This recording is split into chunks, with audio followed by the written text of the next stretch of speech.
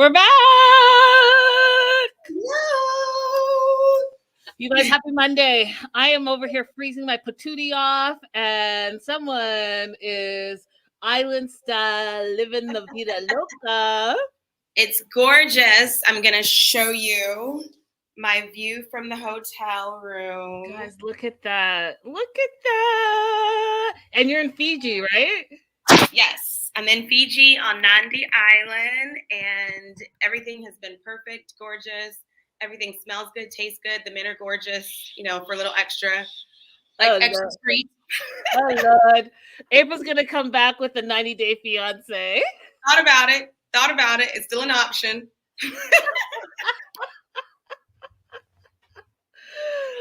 You guys, thank you so much for being here. Gonna get all the other stuff out of the way. Bottom of the screen, you can see where you can support the show. Everywhere at Linda So Girlie, as well as super chats, super stickers are available. Don't forget to like and subscribe, you guys. We're here, and that's what it's all about. My channel, as well as we're live streaming on April's channel, Holloway Legal. So go ahead and give that a like and subscribe as well. Shout out to the live chat, Renee, Stevie, Rebecca. You guys, I know, I've been doing so many things. I don't think there's enough hours in the day right now for me. So the day just flies by. So then I did the link and I put the time wrong. So some of you guys might have thought it was going to be in an hour and a half from now. And then I was like, hey, what's going on? And just a mess. But here we are. We're good. So thank you guys so much for being here and for dealing with my nonsense.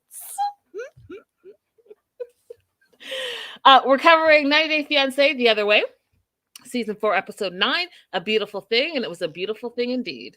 I really feel like this was one of the better episodes I've seen in quite some time. And I know that because it brought me to tears. And normally, me, I'm cussing people out. I'm SMHing all over the place. I'm looking at my TV side eye, all the things, yelling at the TV, go home, my love. I still feel that way. But overall, it was a great episode. What did you think, April? So I really liked this episode, like you said. However, there was one phrase that super stood out to me. In my heart, I don't like. Oh, are you going to wait and tell us, or? I'll wait. Wait. It's about Nicole and Mahmoud. That stood out to me so much, that one comment. Natatat said you're not allowed to bring any live souvenirs back. Natatat is a regular here, and she knows what I say. Vacay base stays on vacay. So you don't want me to live my best life, Nat? Go ahead and live your best life, but live your best life and keep your best life living right there and come on back to reality. Let's get started. So we're going to start with Danielle and Johan. Overall thoughts of their segment? I thought that she approached it the right way in the conversation, and I was disappointed in his reaction. What'd you think? I thought that, what did I think? I have questions because I think that when you're dating versus when you're married, I think it's different. But I do think that if someone's in your life, you can't just cut them off if they're truly indeed a friend. But I feel like I don't know, Danielle, you acted like he wasn't your boyfriend, but really he was living with you, so he was your living boyfriend. So you didn't tell your husband that your living boyfriend was in town. So I don't know. I had some thoughts, so we'll talk about it, and we'll ask the live chat, and we'll see what the live chat has to say. All right. So it's Danielle's first full night back in, or not back. Well, she is back in the Dominican Republic, but living in the Dominican Republic. And the first thing she pulls out of her suitcase is her license plates from her car that she forgot to turn in. A lot of people had a lot to say about that, you guys, and I know that you guys all messaged me, and I've heard the things, and yes, I know about the Easy Pass and all the things, and that's what, I mean, we don't know. She could have possibly just forgotten. But all these conspiracy theories out there, I've heard them. I don't know, but she went on international TV saying that she had her license plate. So if she was really trying to do anything shady, she wouldn't go on international TV and say, hey, this is what I'm doing. So let's all just settle down. So she does like the apartment that Johan chose. You know that she was looking and she didn't find one. So Johan found one on his own. So good on him for that. But she says, like, you know what? They'll eventually have to move because they have to think about their finances and what they can afford, and she needs to have a home office and all the things. So in the meantime, she's going to go ahead and remove one of the beds of the room so she can build her office. But it's fine to start their lives there, she says. So that's what they're going to do. And in the meantime, she has, as you guys know from Love in Paradise, she follows the Ifa tradition. And she wants Johan to have a reading with her spiritual advisor, Baba. And, you know, she acknowledges the fact, well, she doesn't really acknowledge it, but she knows that, you know, this is her tradition. She knows that Johan is a strict Catholic, born and raised. So they both have very different upbringings, very different belief systems, all of that stuff. I did appreciate the fact that Johan was open to learning more about what she believes, right? Especially now that they're married. So between Baba and Jessica, who's her mentor, who introduced her to the Ifa tradition, they get on a Zoom type call. And they all introduce each other to each other. We find out that Jessica speaks fluent Spanish. And Baba's going to do a Ifa divination. And so, okay, as you guys know, I'm 100% a believer, Christian, all the things. And one of the things I think is interesting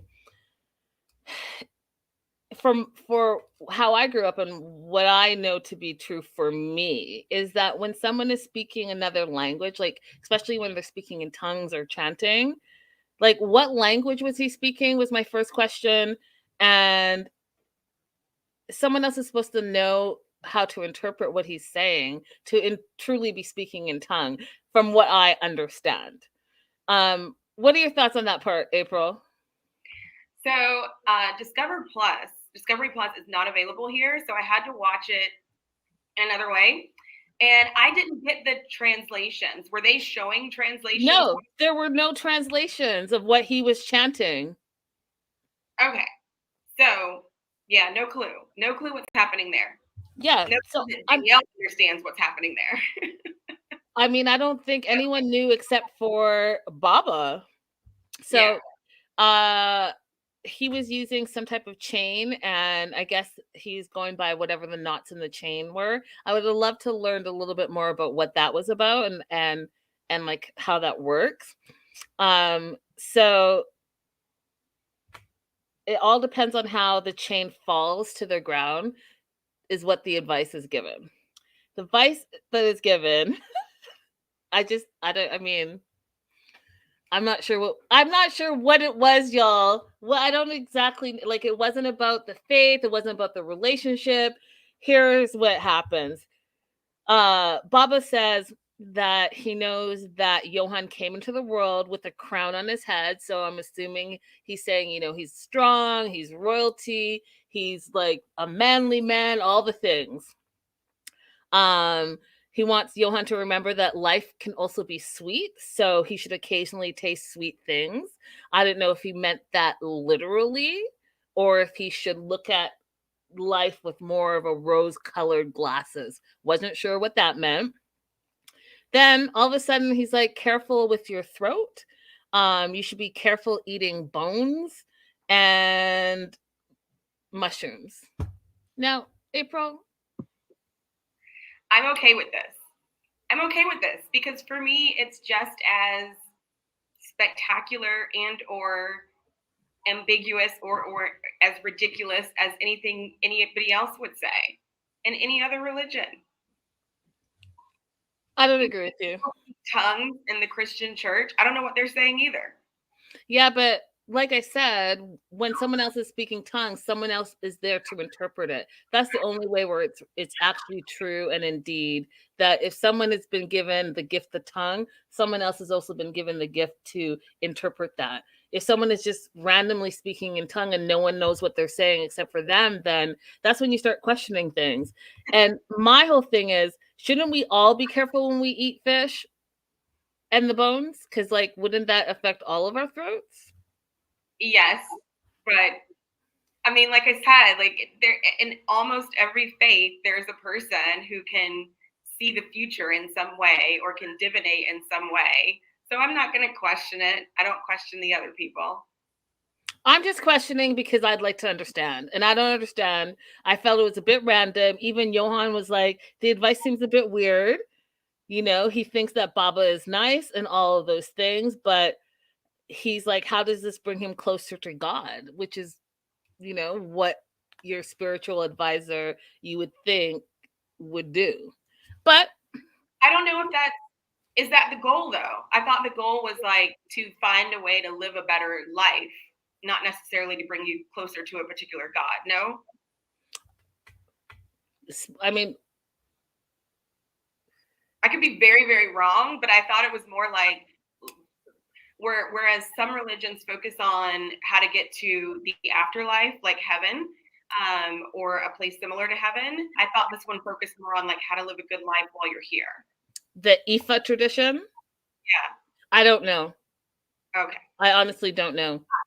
I don't know either. That's just what I had mentally was thinking that it was.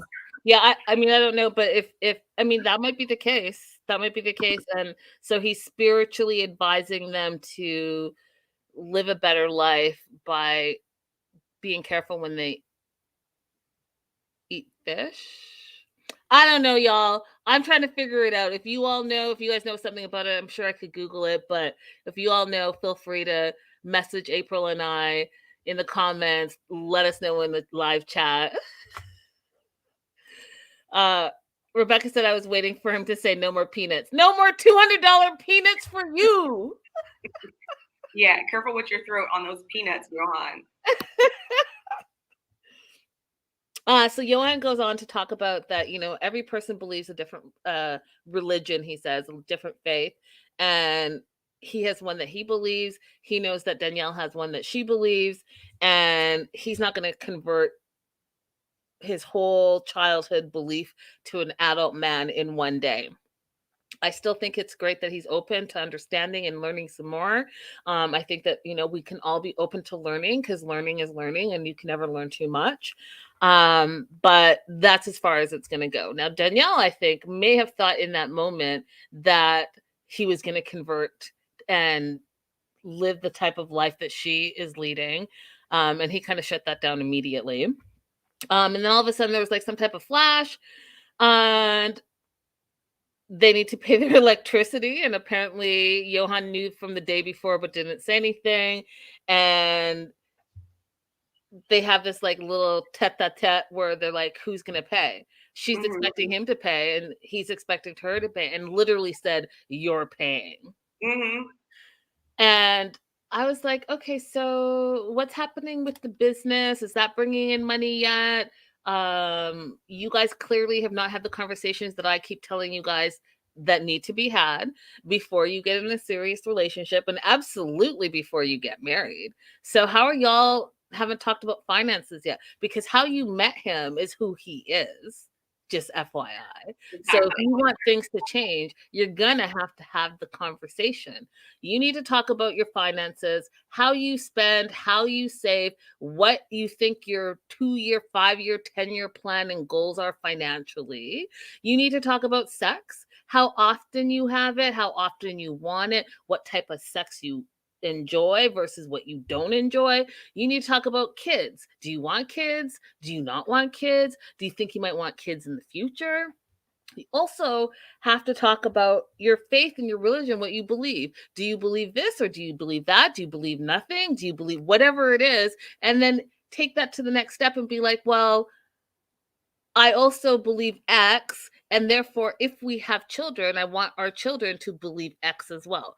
Whatever the case may be, how can you not have those conversations? So that's how your lights get turned off, because who you think one person's paying and the other person thinks the other person's paying and no one's paying. Yeah, but I put this a little bit more on Johan because he could have at least said a few days ago, hey, the electricity bill is coming due. What's the plan for that? Like, how do you wait until the day that gets cut off? I mean, true. He's the local and he knew about it, so he should have said something. And even better, he should have just paid it. She just got there. She's not just the meal ticket, right? You guys are both living there. You're both going to be using the electricity, so just go ahead and pay it. Like, why are you expecting her to pay when she literally just got there? Okay, she is kind of the meal ticket though, because she even said at the beginning, I don't know if it was Love in Paradise or 90 Day Fiance, that he doesn't even offer to pay when they do things together. He just waits for her to wallet out. Right, which we knew about, but she also knew about. You knew who he was when he presented himself, and you knew his financial situation. Bobby says, "Aw, thanks, Bobby. Look at you two pretty ladies. 100% facts." Vanessa says, "I don't know if anyone watched Pillow Talk for this episode, but it was questions." And Natatat says, "Linda, I remember you telling her about those 4 things she needs to discuss with her partner." And that's that. So,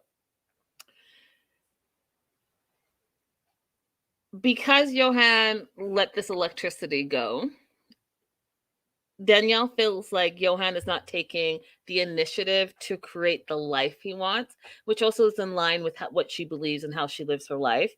I don't know. What do you think about that, April? What do you think about that line? This line was a little bit confusing to me because Johan seemed to have a direction. Go to the US, get a job, take care of my family. And now he's having to make a new direction. So I'm not, if she was to say exactly what she expects him to do to create the life that he wants, I don't really know what he would say at this point. It seems like things are kind of up in the air for him. I feel like it's up in the air for both of them, really. I mean, she's said that she wants to live there in the Dominican Republic. But he hasn't said he agrees to stay. So his stuff is still like up in the air. So what permanent plans or direction is he supposed to be moving in right now? Agreed. Oh Lord, y'all in the live chat, I cannot right now. So they're gonna have to figure that out. But in the meantime, she wants to go out for drinks and dancing because it's their 1-year anniversary of when they met in the Dominican Republic. So she wants to celebrate, and they go. And one of the things that I found out from the official TLC Twitter page is the fact that they were actually at a car wash, and it's very common in the Dominican Republic to have drinks at the car wash, and so that's where they were having drinks. And Danielle's like, you know what? We have a good life. We communicate, she says. We have an apartment. We've been together for a year. We're married now, and your wife is in the same country. Those are all things to celebrate. And Johan's like, well, I want to get to the real stuff. He didn't say that, but he sure went straight to the real stuff. He's like, you know what? You have to change how you express yourself. He says you get mad at everything. You shout, you cry, and you just need to take a step back, take a breath, and think about what you're saying. And to my absolute surprise, she's like, I know. And she agreed. I was shocked. I'm not shocked. I think people can admit their faults when they're presented in a non-confrontational way. I was shocked. I thought they were about to have a fight, but she acknowledged it, which was so big on her part. And it went to me believing, yes, they are communicating, because if you can take constructive feedback, your partner is saying, hey, this is what I don't like about you, or this is something that makes me feel uncomfortable. Can we discuss it? That's a big step moving forward, considering, like, you know, you guys are fighting yesterday about the electricity. I just think it was a big step. And then she says, well, that she needs him to change as well. And this is where I need you all to chime in. There's a bunch of you watching. Some of you are in the live chat. Definitely jumping on this live chat because I'm very curious. So she wants him to change the way that he doesn't like her having male friends, right? And so they go back and forth with that. And he's like, well, you don't like it either. You don't like it when I have female friends. They seem to come to an understanding saying, well, then they're both going to have friends of the opposite sex and indeed be able to go out with their friends with no issues. So because they agreed with that, Danielle immediately says, oh, and by the way, I have a friend in from Miami, and he wants to meet up. And Johan, you could see like his brain kind of twirling. He's like, what friend? And she's like, Taylin. And Taylin, we find out, is her. At first, she says they used to just kind of kick it, but he used to live with her. That was your live-in boyfriend, Danielle. If you're like whamming and bamming it and you live together, that's your live-in boyfriend. Whether you have labels or not, that's how people are going to take it. And that's definitely how Johan took it. He's like, well, wait, that's your ex-boyfriend. So we find out that her ex-boyfriend, Taylin, I'm going to call ex-boyfriend because that's how I take it too, was in town on vacay in the Dominican Republic, DM'd her, wanted to see her, and wants to go and meet up. So she took it to her husband. She said, she was honest. She said, hey, I'm married now. I'm living in the Dominican Republic. I'm going to ask my husband if he's okay with it. And if he's comfortable, then yeah, no problem.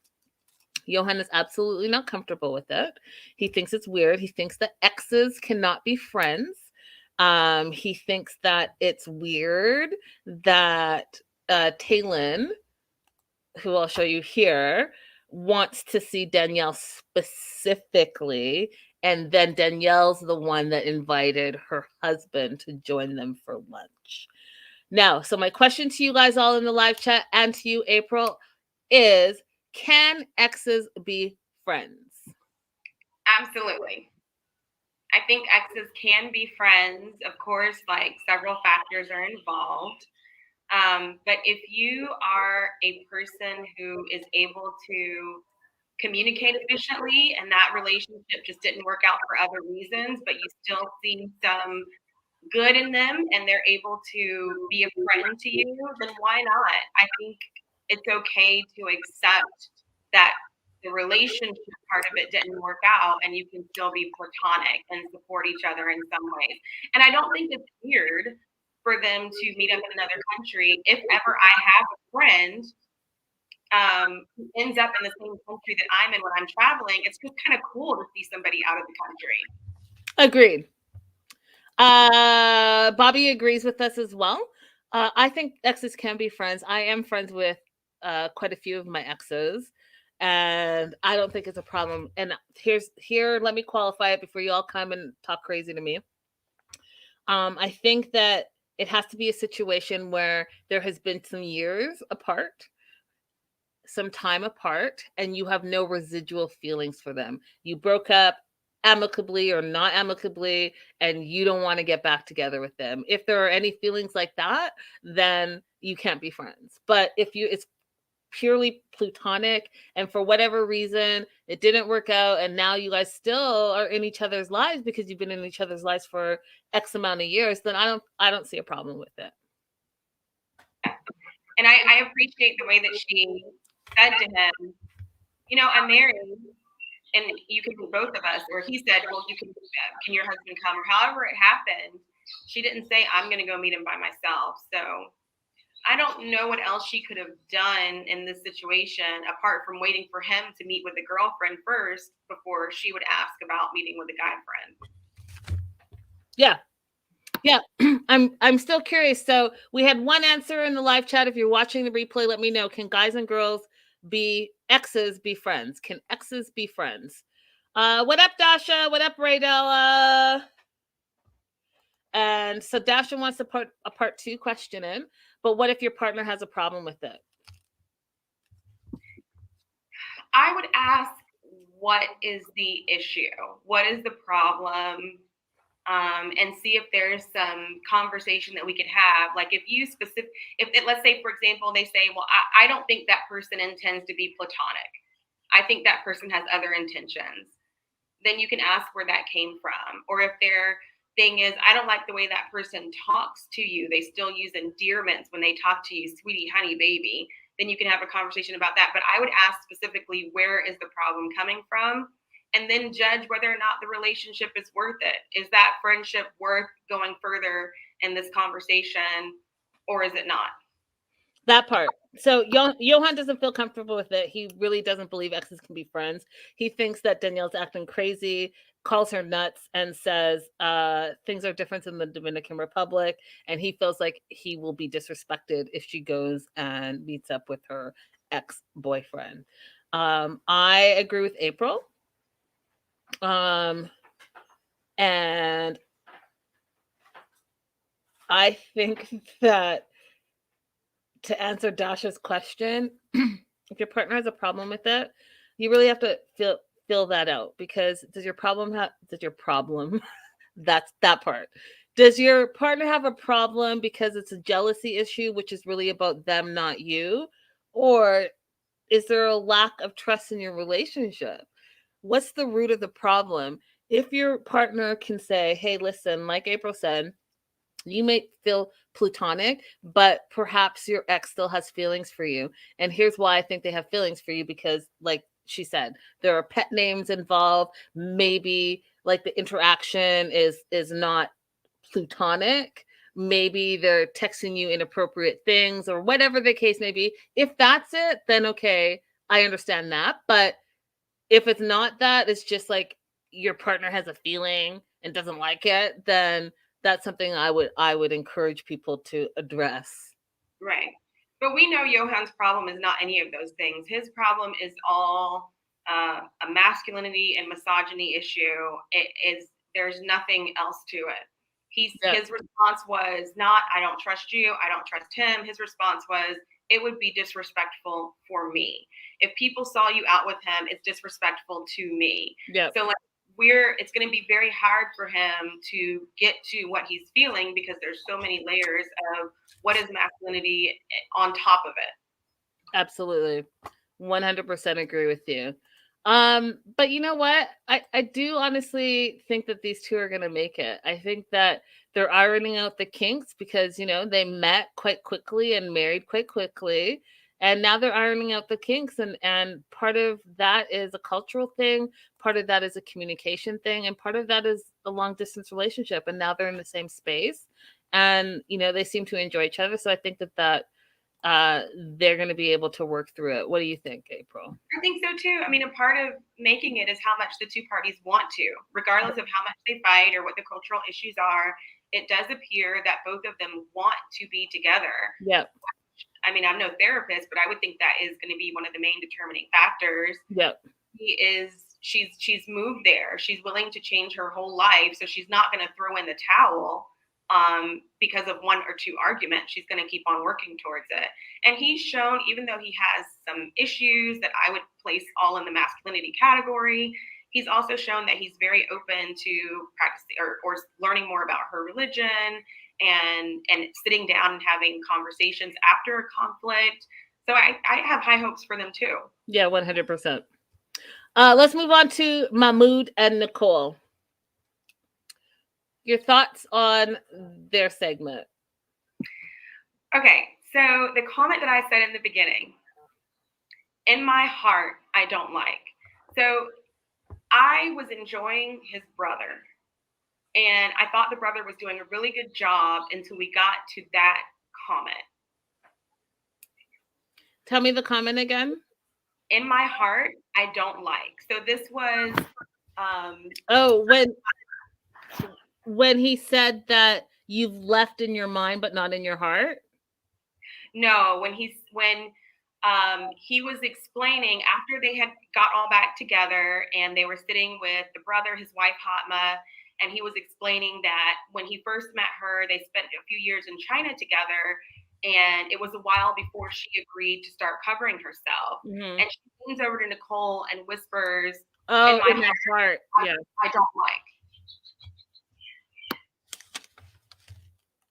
And so I'm like, before I was thinking, oh, he took these steps to educate her and she's a true convert and she made this decision on her own.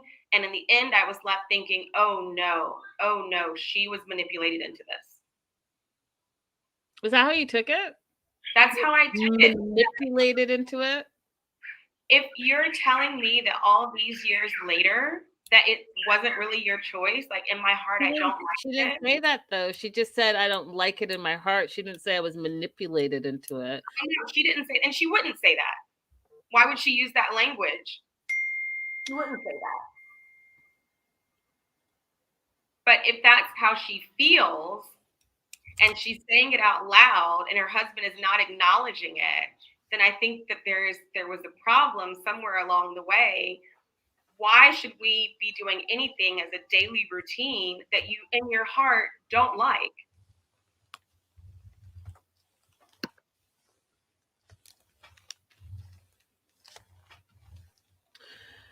Well, here we are. Yeah. Here we are again. Here we are again. So I personally think that, okay, so I didn't take it that way. I didn't take it that way. And I think that if she felt manipulated, she would not have left China and continued to live in Egypt with her husband and children. I think that she may not like it, but there's a lot of things in relationships that you do not necessarily like, but you compromise. And I think that she knows that it was important to her husband, maybe less so to her. And so in order to, give and take, she gave a little in that relationship. And I think that that's okay to do in a marriage. Oftentimes, there's some things that in past relationships that I didn't like I don't like the fact that you leave the toilet seat up. I don't like the fact that you're doing this. I don't like the fact. And is it worth that same fight day in and day out? Or are you going to say, you know what? I'm going to give in a little bit here and I'm going to take a little bit here. That's how I see it. Hilda says, hi, Linda and April. You're too funny. Yes, we agree to disagree. It's all love, though. So thoughts, April, on that? Any thoughts? Yeah. So in the beginning, I really applauded Ahmad. How did you feel about the way he intervened in that conversation? So let's talk about all of that. So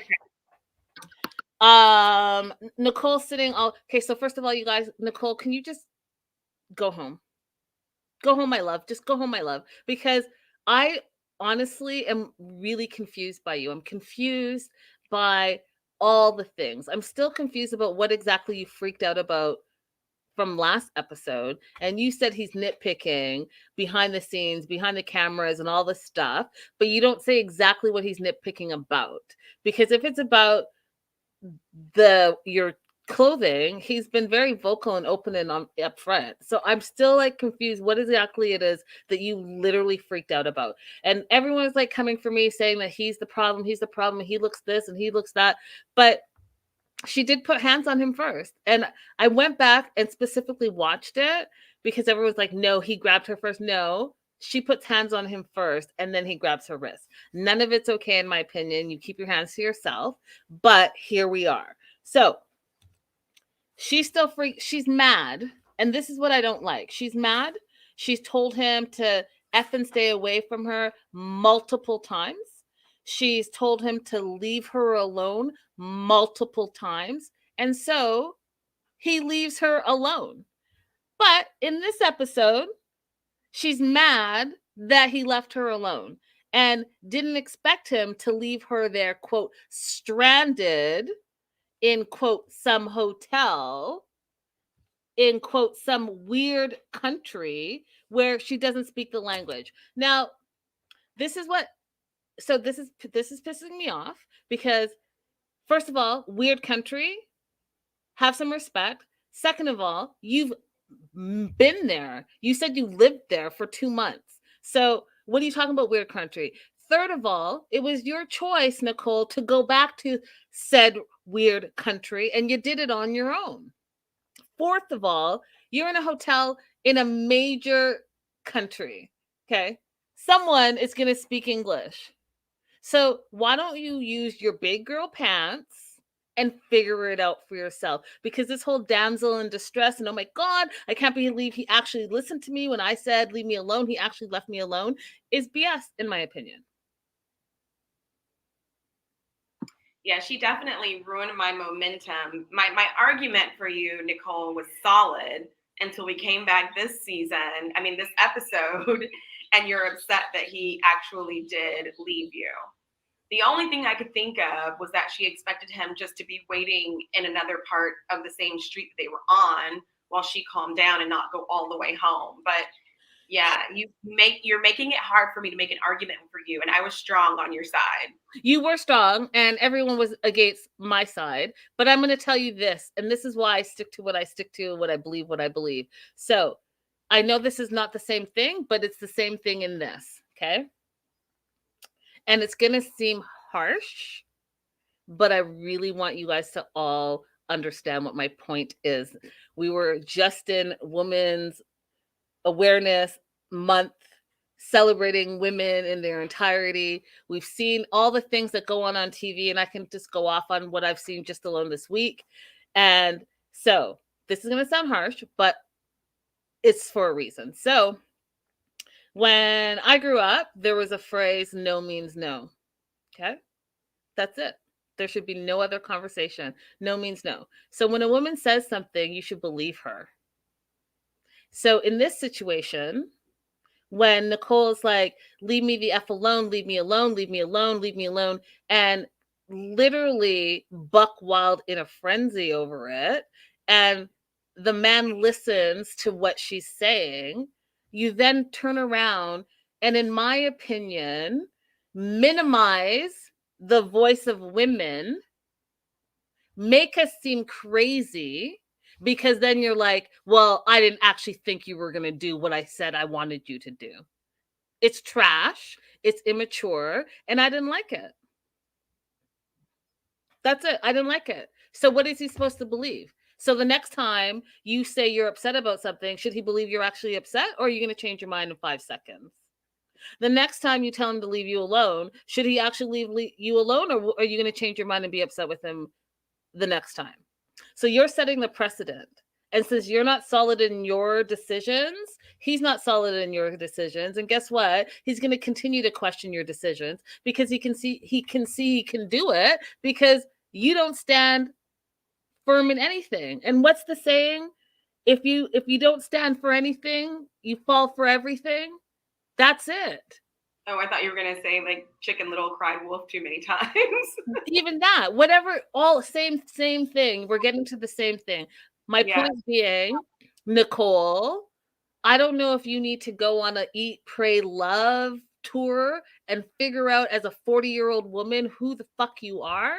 And yes, the emphasis is there, but something needs to happen because you're not acting any more mature than I feel Mahmoud is. And I don't think Mahmoud is mature at all. And I'll get to him too. But my problem from a fellow female is this. This is my problem with you right now. So she then goes on to say, because she doesn't speak the language, it's, quote, scary for her. And she's also worried that she's not going to be able to be with her husband because she loves him so much. Okay. In this moment, she is truly making it difficult for me to believe any of the past conversations that she said that she's had with Mahmoud. And all I can say is I agree when Ahmed says that they are 2 little kids. 100%. Vanessa says, I hate people who say leave me alone and then say I'm mad because he left me alone. Totally agree, Linda. The librarian says, yes, Linda, go off. So she starts crying because, she has been the victim this whole season. and she thinks that he's a different person when he's stressed out. And every time they're together, it's intense all the time. And all I had to say was SMH. Are you kidding me right now? He's a different person. You showed up as a brand new woman. You are not the same woman that he married. You decided, and granted, change your mind about whatever you believe. But again, what is it that you believe? That's my problem with you, Nicole.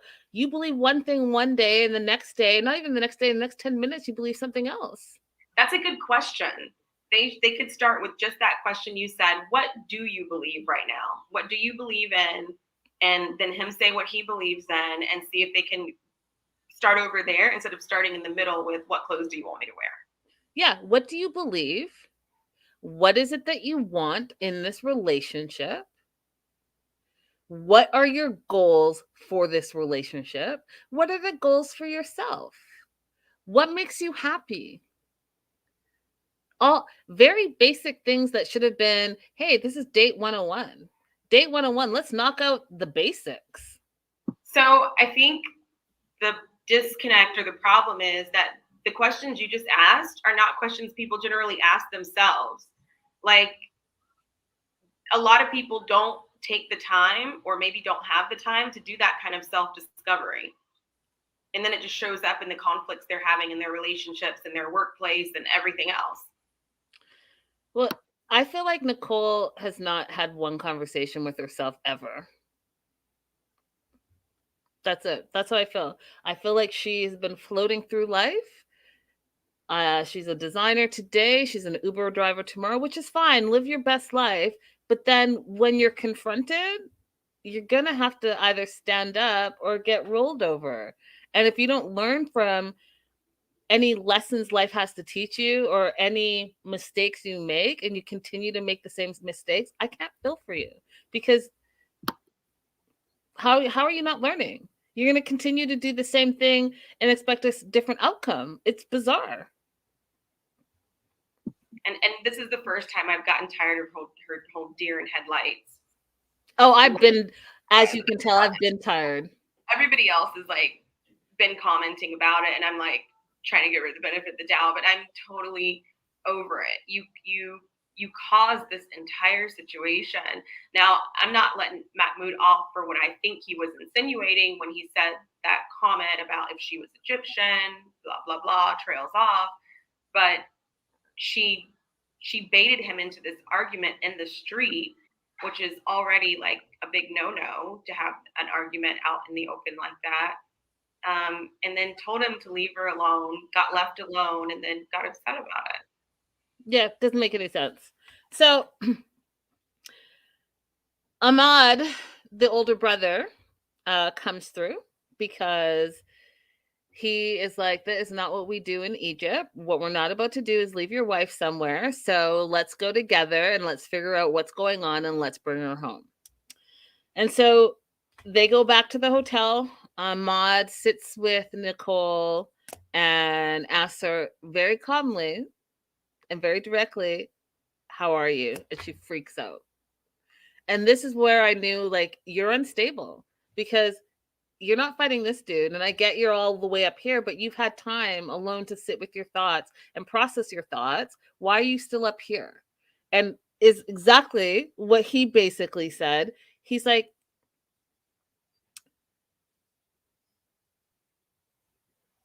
can we speak? Because, we can speak. I'm not Mahmoud, he says. And he says, we're family. I see you like a sister. And, I want to help fix this problem. And I can fix it as you like. You're my sister. Can you calm down? And agreed. I was like, you need to calm down. Because why are you saying, oh my God, every time he sees me, every second, he treats me like shit. And oh my, what? Do you know? I'm generally like not a fan of the calm down being said to women, but I think in this case he's like, hey, let's take a step back. I'm coming to you as a brother. She needed to calm down. He was not the one she was mad at. So I don't normally be like, hey, no. I feel like when someone says calm down, you probably need to calm down.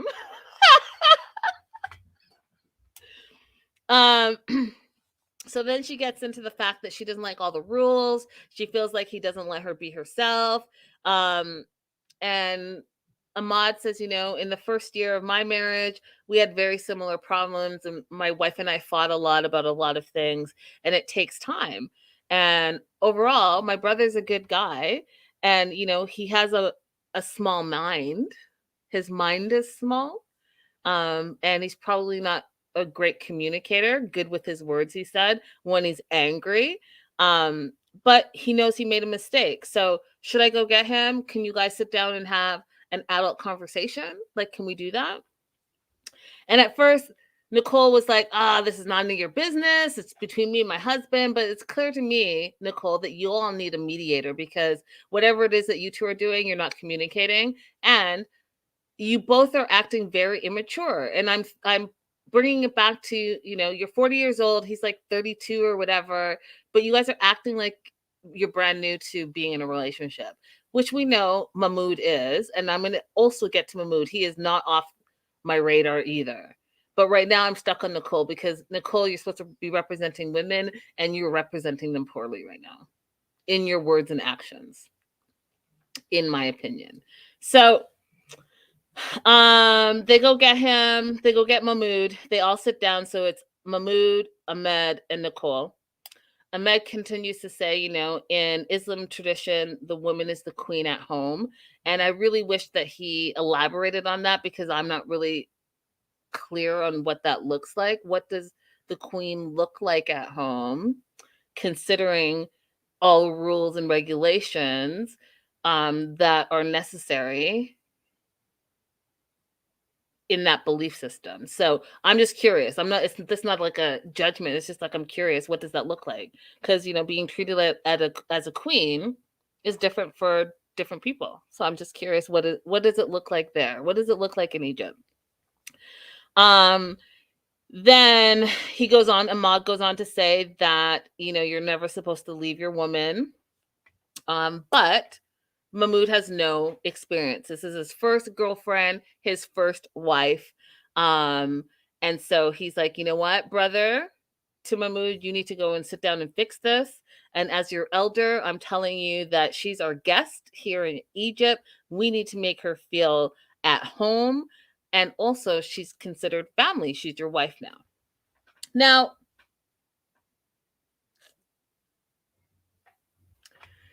dear Mahmoud, I feel like it's showing that you've never been in a relationship. And I get, part of it is faith, religion, and all the things. I understand that.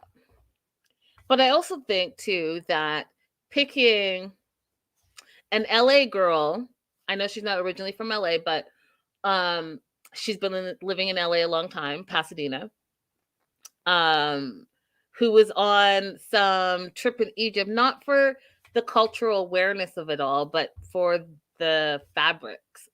Not to say that's, well, actually, I'm saying it.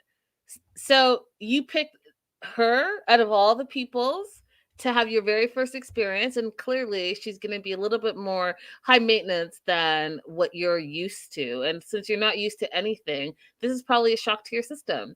And I'm just thinking that perhaps maybe you should have gone on a date or 2 or 3 or 4 during the time that you were apart and separated, so that you got a little experience under your belt with a local, and see if it's any different than this, because you guys were on the verge of divorce. I don't understand how we're here. He wouldn't have been allowed to do that while they were still legally and religiously married, though, right? I mean, seems to me like in this episode, they pick and choose what they're following and allowed and not allowed to do. Point taken. Point taken. But I have a new suspicion in this episode. Do you think that him and Nicole had relations before they got married, and then 100%. He felt like he had to marry her because of that?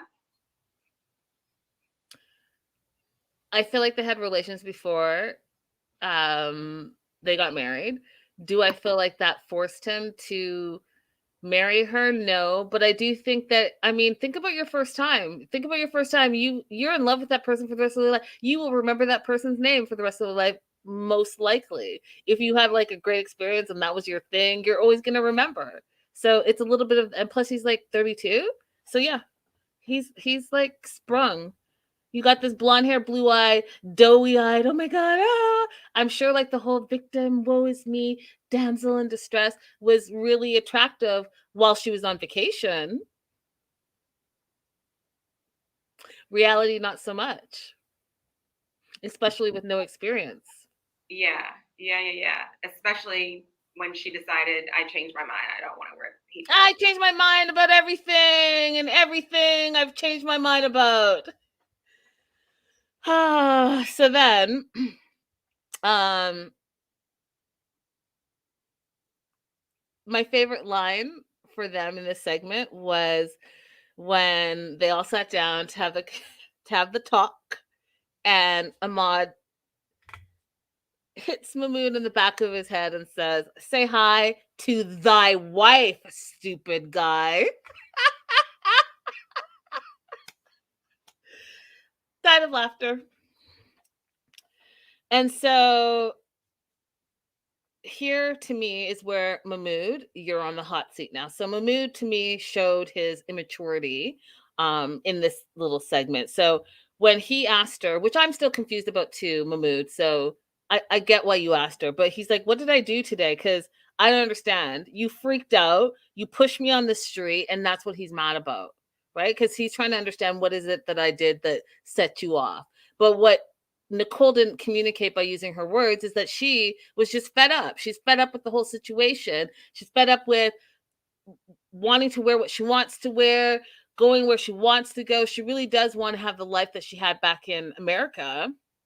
And she's stressed out about it, and she is wound up tight about it, and she just exploded. But instead of being able to communicate that, she just freaked out and went all like haywire, like with cartoons where their head explodes and you see all that blah, blah, blah. She literally short circuited and then blamed Mahmoud. So that's what happened there.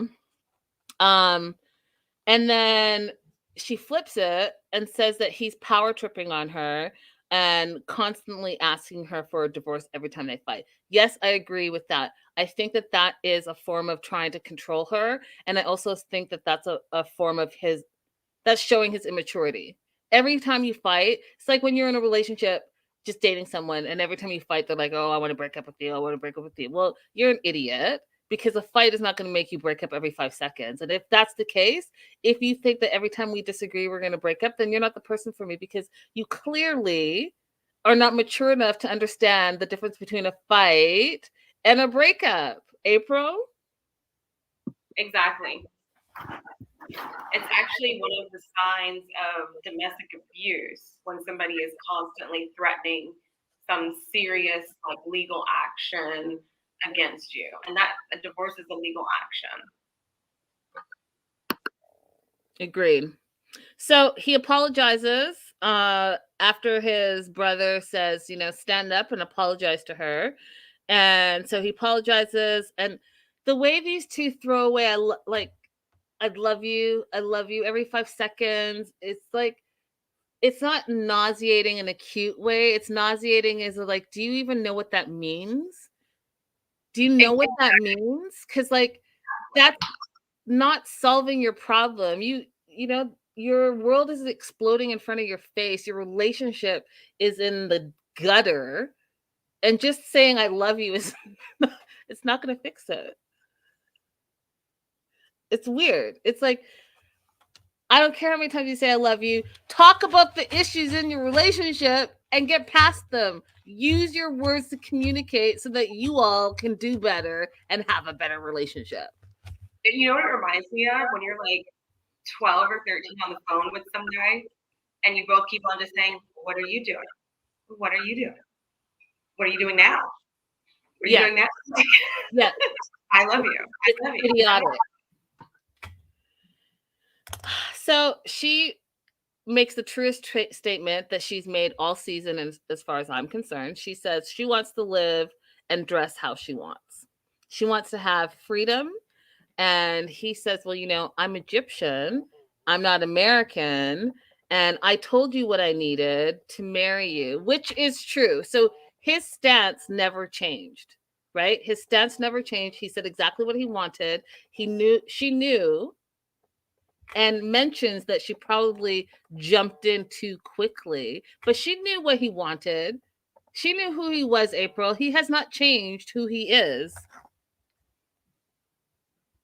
Yeah, I think the only thing, the part where I can see her struggle is that once she said, I don't want to do this anymore, he said, okay, let's find a compromise. But his compromise is just, I'll find a slow way for you to do what I want you to do. It's not what I would consider a compromise. So I think that's what the struggle is. She's like, wait, we have to talk about this because we're supposed to be finding a compromise. And he's just like, no, you just wear the he got.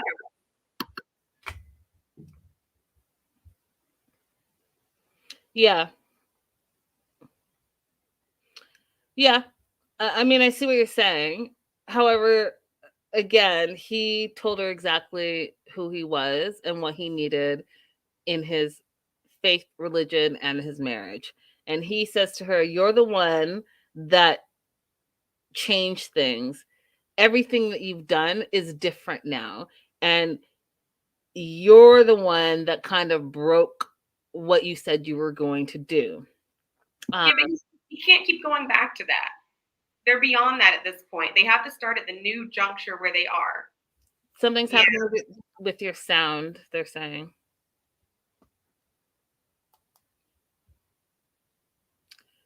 But they're not in a new juncture yet, April, I don't think, because they haven't addressed the issues. You know what I mean? So they're not going to agree. They both decide, hey, listen, I'm not changing and I'm not changing. Fine. So what are we going to do? No one wants to change. So she's like, accept it or not, this is who I am. And if you don't accept it, then I want to go home. Which brings me back to Nicole. Just how April just said, threatening someone with legal action is a form of domestic violence. I personally think the way that she continues to threaten to go back to America is emotional abuse. April's going to be back. She's going to test her sound. She's going out and coming back in. So we will wait for her to come back. But in the meantime, I'm going to continue to keep chatting about this. She's back. Do you want to go ahead and unmute yourself? Yeah, let's see how it is now. A little bit better. I still hear a little bit of an echo, but it's much better than it was. And how about let's leave you on and not put you on mute. Okay. Because I think that I would rather have any background than maybe it's like not having enough time to catch up. I got you. It's just, they're playing music at the beach down there, so I thought I would just like try to cut it out as much as possible. But you know what? Maybe the beach vibe is what I need in the background. And maybe the beach vibe with my little toque on is what I need, girl. I need to vicariously be living my vida loca in Fiji. Okay.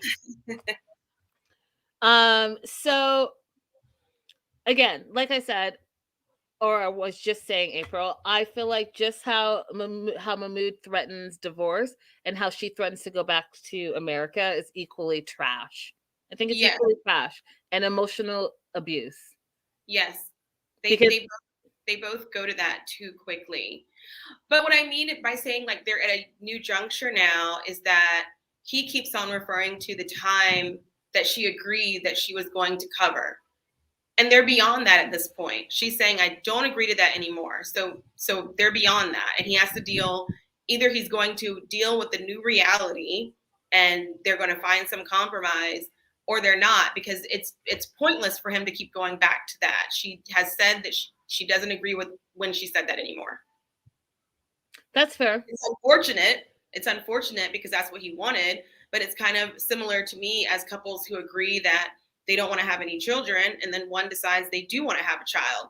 Like, what is the point in keeping on saying to that person, but you said we weren't going to have any children? It doesn't matter. You're in a new point now. You're at a new point. So either you're going to discuss it from that point forward, or there's no point. Yeah. Yeah, you're right. I mean, you're right about that. You're right about that. But he wants no part of it. If he's going to have to live his life this way and constantly fighting and bickering and all that stuff, he's like, I'm willing to let her go. And that's what he says he's going to do.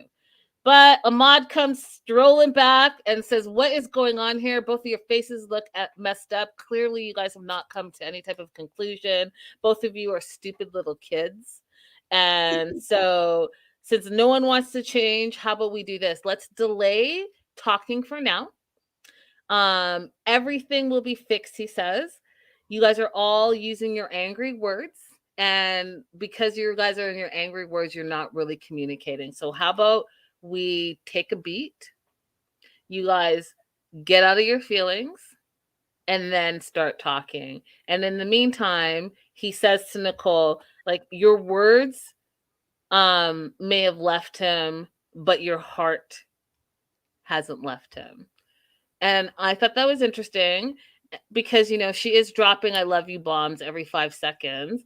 I think that, you know, they're love bombing each other, not knowing really what that really entails. Because if they really loved each other, all of this like petty nonsense, fighting every 5 seconds about BS would not be worth it to them. Like, it just wouldn't.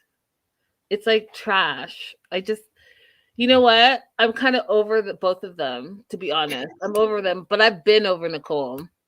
And Mahmoud, I'm starting to see like, hey, you got a lot of maturing to do. And, you know, you're in your 30s, you're not in your 20s. Like, at what point do you grow up? Well, some things you can't learn until you have the experience, right? That's why I said he should have gone out and dated some locals. He had, what, a whole year almost, probably longer that they were apart because there was the pandemic. So, like, you should have been in your little bubble. You should have bubbled some other ladies and all in all, I think that he simply would be happier with somebody who comes from a place where they already accept that those are things they want to do, that they want to cover, that they want to live with his family, because she doesn't want to do that either, and that they want to pray multiple times a day and be friends with the other women in his family as their only source of friendship. Just find somebody who wants that. He'll be happy. That part. So again, he apologizes to Nicole, and then he wants Nicole to do the same to him, which again I thought was super petty and showed his immaturity. And then Ahmad said something that I was like on the fence with. So he was basically like, his brother doesn't know that women don't do that, and that Mahmoud doesn't know how to, quote, play with women. Now, I know that could have been a language thing, right? Where he really meant like doesn't understand how to interact with women. But that word play, for some reason, just irked me. And it irked me because it was more like play with them, like manipulate them. And I was like, is that what he meant? I need to know. But again, I mean, it could very well be. Remember when Shaida went to Bilal's mom for help, and the mom basically said, oh, as a woman, you have to learn how to manipulate the man to get what you want, make him feel like he's still in charge, but you can still get what you want. So maybe there is a religious and or cultural thing that's happening there where the women and men are expected to play games with each other. That's an interesting point. That's a really good point, April. If anyone knows, definitely let us know in the live chat. If you're watching the replay, let us know in the replay, because I have questions and I would like someone to give me some answers. Thank you. So, they're going to talk later. In the meantime, they're playing this game 31. Don't know. Do you know it? Are you familiar with that game? I don't know this game. Is it, maybe it's like 21? But 21's with cards, right? Yeah, I have no clue. No clue what they were. I had no idea. Again, if you guys all know, you know, I can't Google everything. Let's participate. Let's all help each other out. But they're playing 31, having coffee and hanging out with the family. And Mahmoud and Nicole are really looking at Ahmed and Fatma as mentors for their relationship and trying to say like, hey, they've gone through everything that we've gone through. So let's like move forward and learn from them and grow like them. And hopefully we will have a happy, healthy family like they do. So Fatma was the scene stealer in this scene, in my opinion, because she was like, I'm literally just here for the tea. I'm going to go ahead and sip on my juice, watch how this whole thing plays out, throw a few things in, maybe a little bit of shade, and smile and watch it all in play. Loved it for her. So, Nicole's asking Fatima like all these questions, like, did you always wear the headscarf? Fatima's like, I didn't wear it at first when we were living in China, but then when we moved to Egypt, I wore it. And then whispers to Nicole that in her heart, she doesn't really like wearing the scarf because it's hot to her, but she wears it. And that's where April and I had that conversation. And, you can, if you missed it, go back and listen in the beginning, but we are agreeing to disagree and we're moving past it for now. We do find it a big showstopper moment.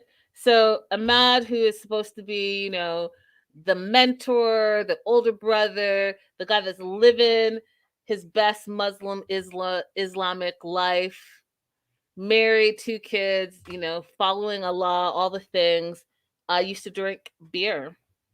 No, excuse me, used to drink tequila when he was living in China and shocked everyone, right? Because one of the things Nicole is having a challenge with is the non-drinking part, and talked about how she used to share a beer with her dad, which your dad doesn't live in Los Angeles. So like you were doing more than just sharing a beer if you're literally having a challenge with not drinking. So I'll stop there. But then Ahmad says, I used to drink when I was in China. He really loves tequila. He really loves tequila, he said. And you could see he was having a whole moment of when he was remembering the taste of tequila. Yeah, it hit him hard, didn't it? You could see it in his face. In his whole face. Mahmoud was like shocked because he's the younger brother. He's a bit irritated with his brother because, it's forbidden. And Ahmad shows his wisdom again and says, we're not perfect. We all make mistakes and we learn from our mistakes. And, the only person that's perfect or entity is God is perfect. So you can always start again. You learn from your mistakes and you start again. And I thought that was the best metaphor for these 2 ding dongs. Go ahead and start this relationship again, because they really did even say that they started too fast. And they went from 0 to a million, and all the stuff in between they did not do. They did not have the conversation. She literally changed her whole religion without knowing what her beliefs were versus what her new beliefs were going to be. She agreed to cover up when she didn't want to cover up. She agreed to the prayers and all the things when she didn't know what she was signing up for, which is her bad. There's no one to blame but herself. And so now she's having some buyer's regret, buyer's remorse, change of faith, remorse, all the things, remorse. And she's taking it out on her husband, who has said from the very beginning, this is what I want. Now, one of the things I thought was interesting that I'm going to jump ahead a little bit, April. Yeah, that's a good point. She was drinking. Remember when they were at the Rose Bowl in Pasadena and they were all outside drinking? Yeah, so yeah, clearly it's not just a beer with her dad. I lost my train of thought. You were skipping ahead and you wanted to go ahead and mention. Skipping ahead. So the friend in the sneak peek of next week, when the friend said it's interesting, because that was a question I had too, April, is that if the rules are so strict, I would think that the residents there would look for partners that are already in line with what they believe, because that would take out like less of the stuff. But even Ahmad's wife is from abroad, different religion, all the things. And the friend said something, and I just caught a little bit of it, but that she said like Egyptian men love to get like the foreigners or whoever they like and then change them to become who they want. And I thought that was an interesting comment to make. I've heard this phenomena before. So I remember when Kanye got upset at one point because of the photos that Kim Kardashian posted on her Instagram of her nude. And this whole conversation started, and that's where I read this article that was talking about how men will sometimes go after women who are very free and very independent. And then as soon as they get them, they try and shut that thing down about them. Like the thing that they love, they shut it down because they don't want other men to come along and be attracted to the same thing. Oh, that sounds terrible. It does sound awful, but I was thinking that does account for some relationships that I've seen in my personal life. And then also some celebrity relationships you see where men go after women who are, very sexy and post certain kinds of photos. And then they're like, hey, you're a mom now, you need to change. And it's like, but that's what attracted you. Also, you guys, because I'm so close to the equator and the sun's starting to come down, you have to, I don't know if my camera will be able to pick up how pretty it is. Nope, it's not. Yes, it is. Hello. Oh, Lord. You see on my face that it's starting to come down. The sunsets here and the sunrises are absolutely gorgeous because of where we are. I see people starting to gather just to sit and watch the sunset. I really feel jealous. I really feel jealous. I will give you all the details because this is one of the cheapest trips that I've actually ever taken. I will give you all the details on my YouTube page. I love it. You guys make sure you're following Holloway Legal on YouTube. She's linked there, going live there at the same time as here. So it should be really easy for you guys to click, and follow. Yeah. But yeah, Nick, this conversation also, one of the things Ahmed said is that because he had traveled around, he had a tolerance, I think, for the way that other people practice the religion. I think that's what he was getting at. We're all jealous, and we're not listening to a word you're saying. Oh my God, April, jealous, jelly. We're all jealous. It'll be you soon. I'm going to tell you how. Okay, don't worry. It reminded me when Ahmad, when he was talking about traveling around and seeing how other people practice the religion and how his brother hasn't had a chance to travel and see that. It reminded me of in Malcolm X's biography when he talked about his first time going to Mecca. Mm-hmm. And so all this time he had only learned this one version, the Nation of Islam. Yeah. And then when he went to Mecca and saw, the way that so many people from different places in the world gather there and practice differently, it changed a lot of things for him. And so I think brother is right. Like if he had an opportunity to have that, Mahmoud had an opportunity for that worldly experience, maybe he wouldn't be so insistent that she has to behave a certain way and wear certain things. Maybe he still would be, but at least he'd be able to see, hey, there are options. Travel changes you. It changes your perspective. I always encourage people to travel because not only do you get memories that last a lifetime, but it also opens your mind. And I would even go on a limb to say that like college or university teaches you critical thinking, but travel teaches you how to communicate, how to mingle and understand one another, and especially people of different cultures, race, ethnicities, backgrounds, religious beliefs, all of that stuff.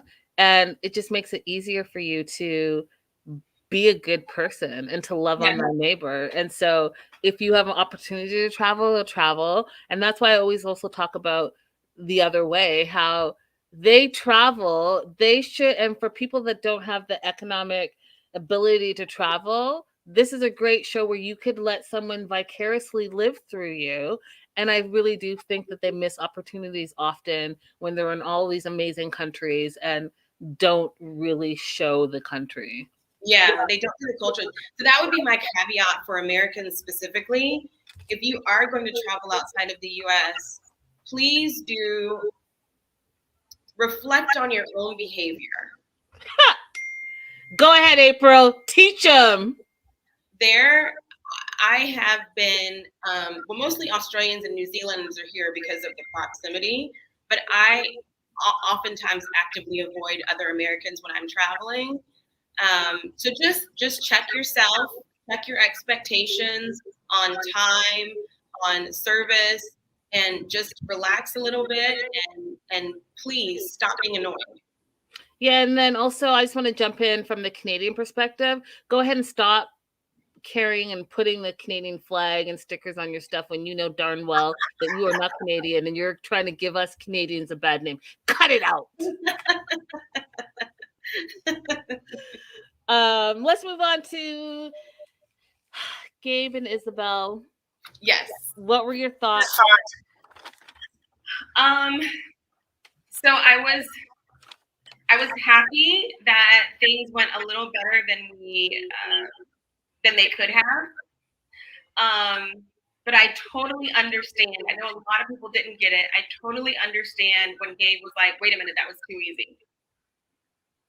Oh, we're clearly going to disagree again. So just be forewarned, you guys, we're going to disagree. I love this. I have not had a teary eye on 90 Day Fiance in a very long time. And you guys, I'm a wuss when it comes to anything that's just heartwarming. This moment was really heartwarming. And I think that it was important in the time and era that we're in, especially right now. There are so many things, you guys, and I encourage you Americans to really start opening your eyes. There are a lot of things happening, and I'm not trying to make this all political, but there are a lot of things happening right now in this country, in America, United States of America, that are happening behind closed doors, literally. And so, yeah, that part. Yeah. We need to start paying attention. So all the other stuff that is distractions, so what? Someone has ugly toenails. You might want to know that there are a bunch of countries that are going to start cutting off U.S. currency. You got to go and find out what's happening in Florida because there are a bunch of bills and bans happening. There's just a lot. So all that being said, I was really happy how this moment transpired. And I feel like Isabel's dad spoke for a lot of us, like, hey, you know what? I don't know enough about this, so I'm going to want you to give me more detail. As you guys know, that's where I started this season, and April came on board, thank God, and was educating us, and I'm still learning. Obviously, and we're 9 weeks in, and 9 weeks is not a lifetime, but at least we all started to learn. So wherever you stand, I don't actually care, but we're all learning together, and that's what's important. So that being said, they left off on a kind of cliffhanger, where Gabe came out to Isabel's parents. There was still silence in this moment. I'm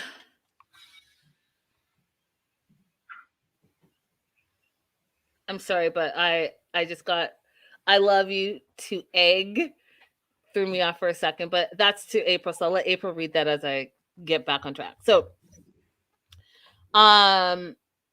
silence. Gabe came out, there was silence. And so Gabe broke the silence by saying, what would you like to know?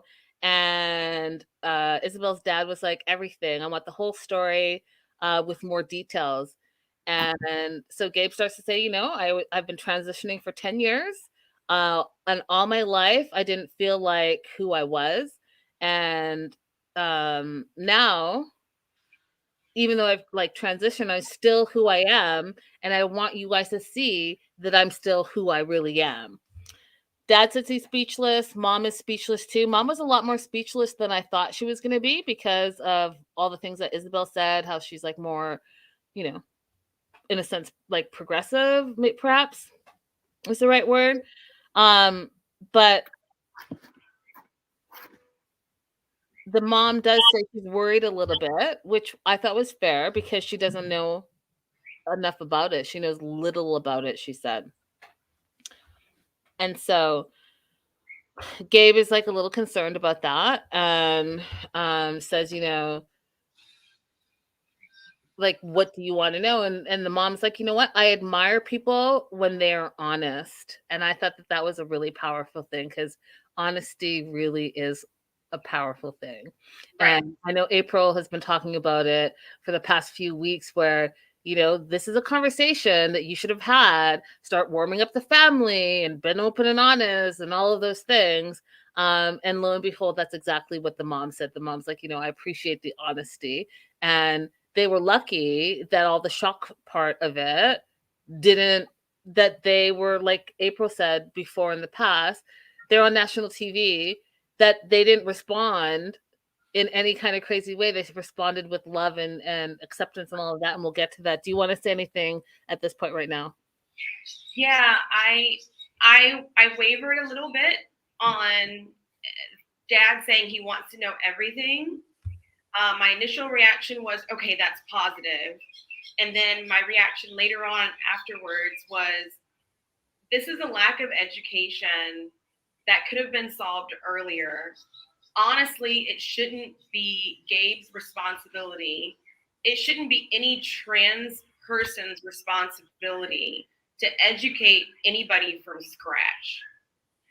If you could endeavor to do the initial research on your own, and then you have some specific questions you want to bring up to someone who's close to you and is open to those questions, I think that's fine. But the idea that he has to teach the dad everything from scratch, it didn't sit well with me in the end.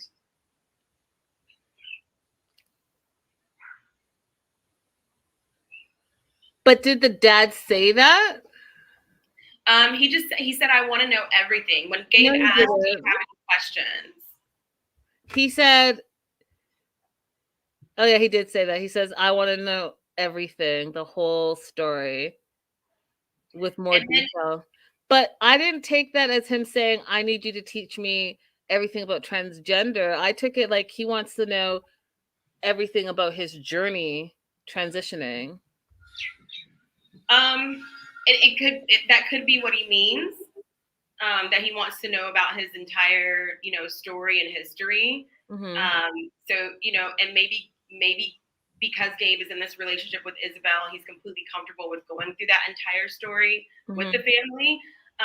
But he also, I think, would be in the right if he said, I'm happy to answer any questions about who I am now. But if he said, I don't want to take you through my entire story, because remember, his story includes, initially being lesbian and then moving on to transgender and having the surgery. So if he doesn't want to take them through the entire story step by step, I think he'd be well within his rights to say, I don't want to go through all of that. That's fair. I understand what you're saying.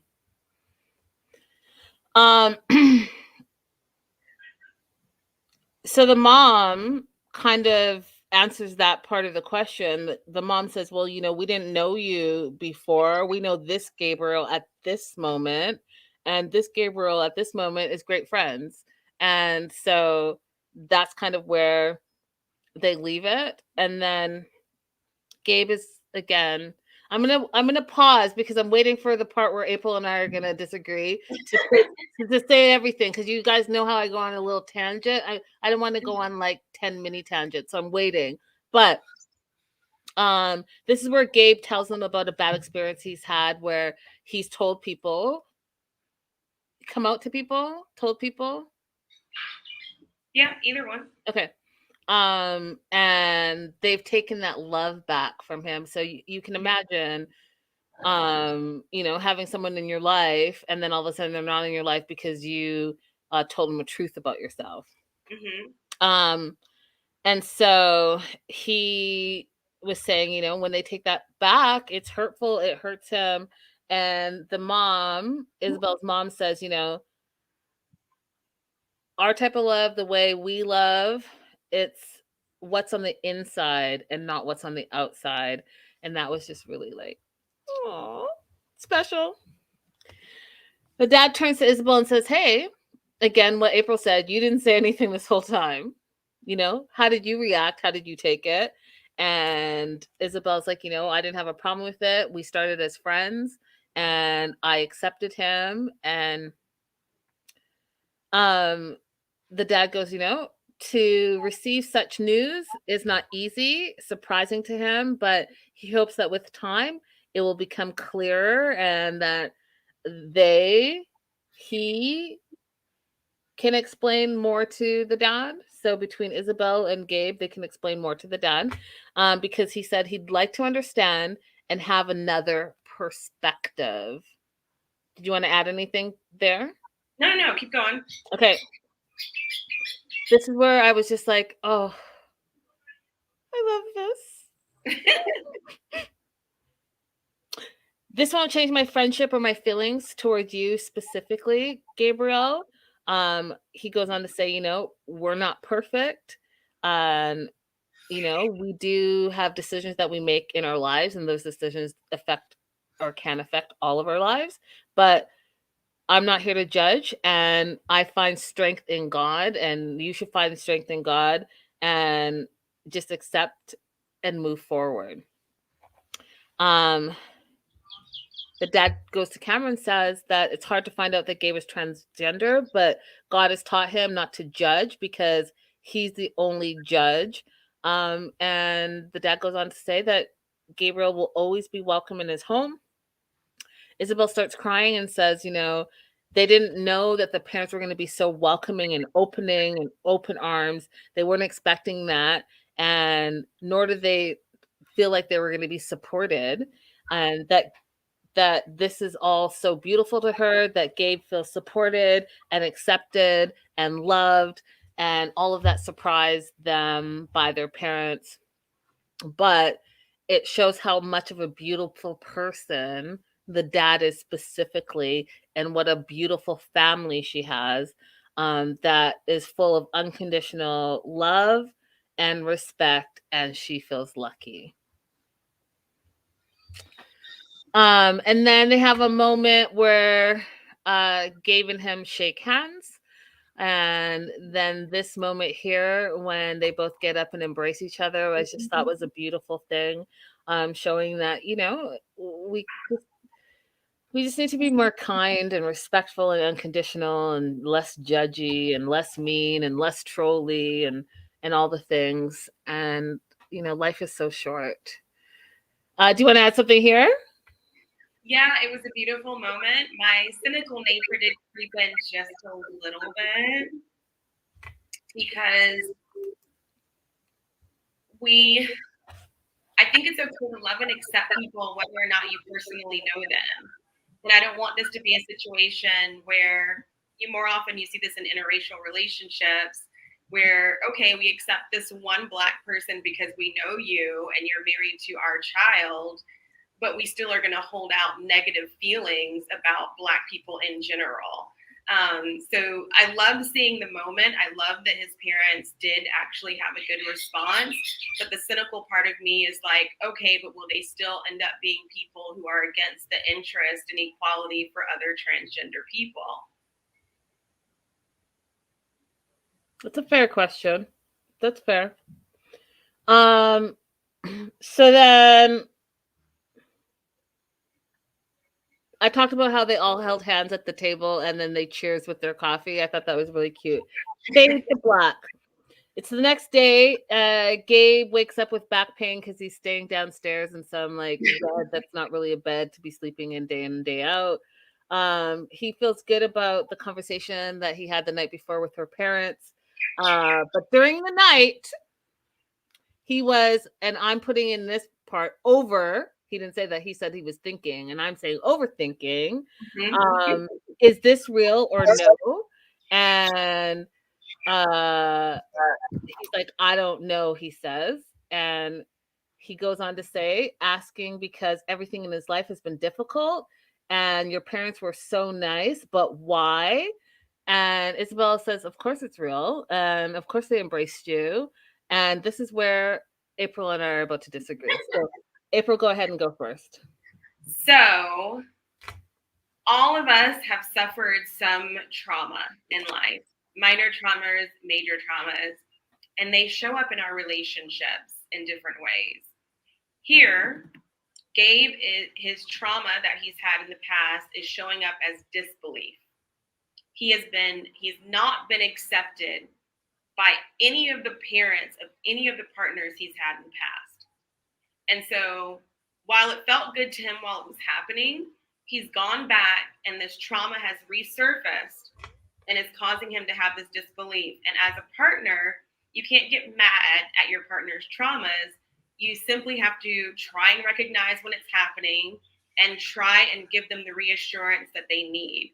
Of course, as an individual, we need to be aware of what our traumas are too, but your partner can also help you with that by giving you the reassurance you need. So I'm not mad that he had this trauma and that it's showing up. I understand it. Okay, then I don't necessarily think we're going to disagree. You probably can't see this, but my highlighted part says, "Sorry for your trauma, Gabe." That's what it is. He's showing up with trauma that he has not dealt with or he has not experienced, in the sense that the trauma showed up and the result wasn't what he normally has as the result. And so now he is questioning everything about everything. Like, people can't be kind, people can't be accepting, people can't be loving, people can't be unconditional, people can't be respectful, all of those things. He's doubting because he's never had it before. And that's the part that I feel sorry for him, because that is a trauma that you haven't dealt with because you weren't able to experience it. And this is the first time you're experiencing it, and you're allowing it to seep into your new healthy, happy relationship. And that's the part I feel unfortunate about. Now, yeah. Pardon? Yeah, no, I agree. Isabel goes on to say that they love you and accept you. And he says, well, not many people accept me. So he's very suspicious. Also trauma, especially the God religious part, people who he has said has trolled him the worst and have been the meanest to him. They've never, ever accepted him. And again, I said, because you guys know that I am one of those faith believers. I'm sorry for that trauma. And I'm sorry that people in the name of God are out here judging you, because that's the first thing, just like Isabel's dad said, that's the first thing is, you know what God has taught you and has taught me, that you can't judge people. The only person that can judge is him. And what I find fascinating with the like deeply, deeply overzealous, trolly types who everything is in the name of God, I'm just curious how beautiful and wonderful and honest and untarnished you're living your life. Because it's easy to go ahead and judge people and say this and that and say that God this and God's not gonna. I'll say this: it's clear that you are not a real believer, because a real believer in Bible 101 knows that you are in no position to judge anybody. Period. That's it. That's my TED Talk. So We're both reasonable.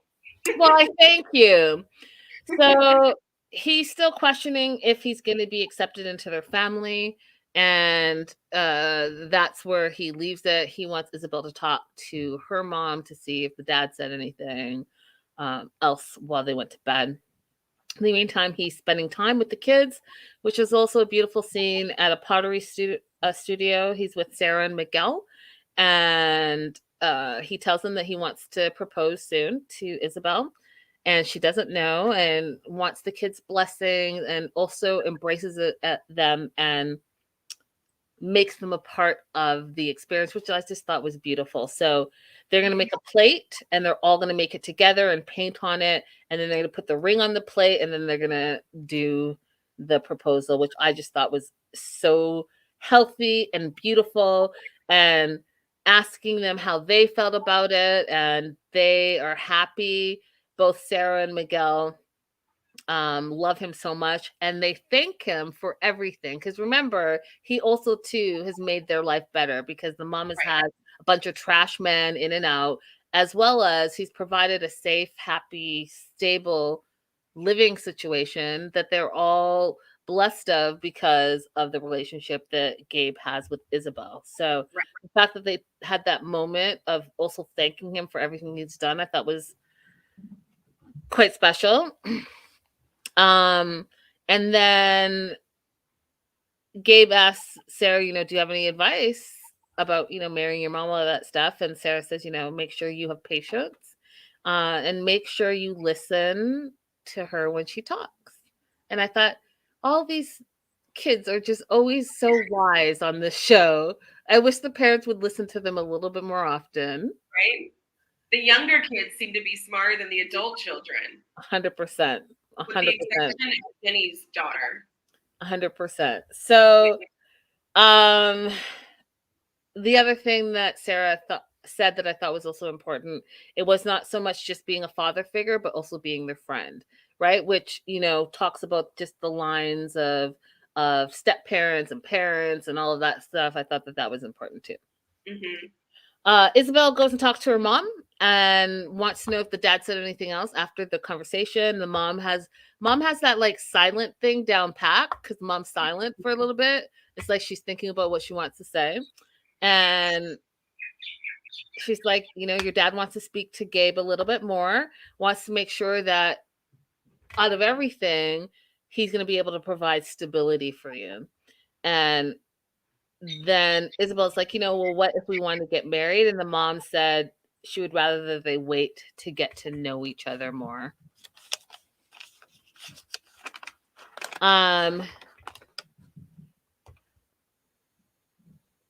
Vanessa says, maybe I have that trauma too. I could see them say, we do love you, but not for our daughter.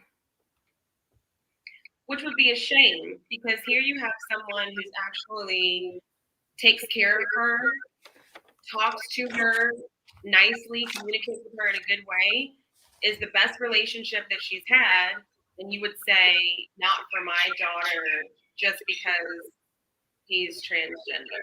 That would be really sad if that happened. So you would prefer her to be in no relationship to that relationship. Do you want to take on this comment? This last comment? This,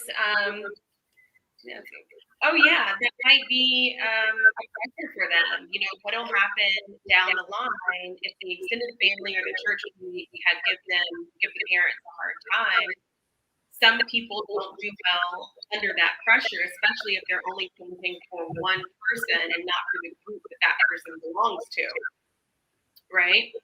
So we see this in interracial families where it's like, oh, we accept this one person into our family, but if they have a child, then they're secretly hoping that the child is a paler skin tone, so it'll blend in easier with the family. So yeah, that's a real thing.